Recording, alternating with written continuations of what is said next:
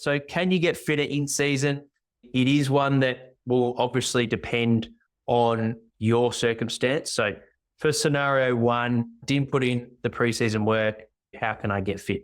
Thing that you want to take into account the most is majority of footballers, no matter what level, AFL, state league or community level, you're going to be getting the majority of your Ks that you cover in a week on game day. So how can we, in a smart and deliberate manner, get some fitness training in that's not going to overload you and cause injury? So if your body's handling those 2 training sessions really well, I would advise doing an extra maybe couple of K on the first session of the week. So the lighter session. So let's say you train on Tuesday, Thursdays. Tuesday's that typical 3 to 4K session. Thursdays, your 5 to 6.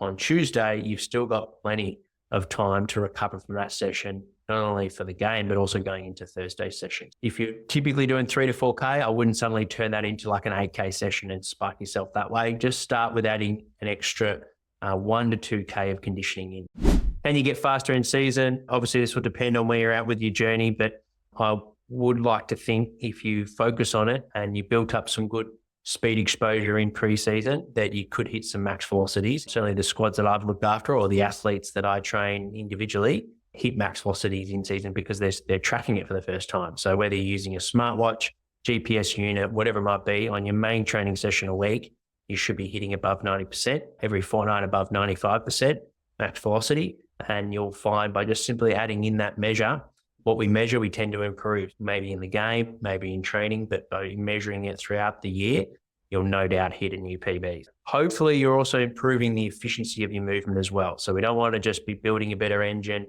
if we haven't got the handling of it. So make sure you're working on your efficient running mechanics when you are sprinting, and you've got a good understanding of what quality backside mechanics are, frontside mechanics, and efficient running feels like and looks like for you. What are the best conditioning prescriptions in season to maximize fitness and fatigue? I think that's where the prescription, yes, but also the plan of your schedule for the week. So making sure that you're not doing a lot of your heavy fitness training at the end of the week.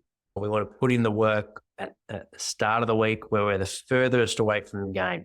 Typically footballers, where you're looking at heart rate variability or their jump testing, they're pretty well recovered 3 days after a game.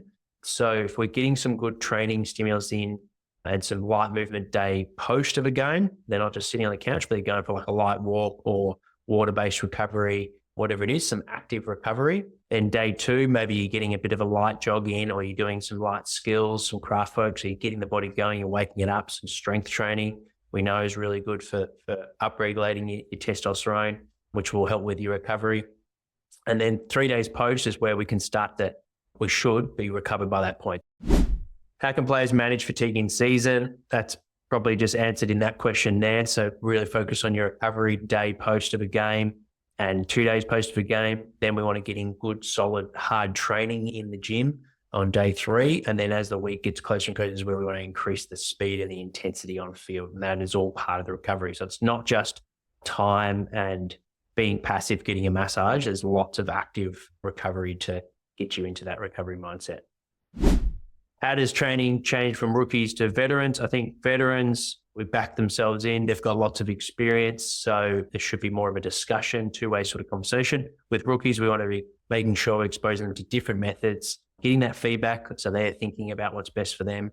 But ultimately, that's where structure is a bit more important for a rookie compared to a veteran.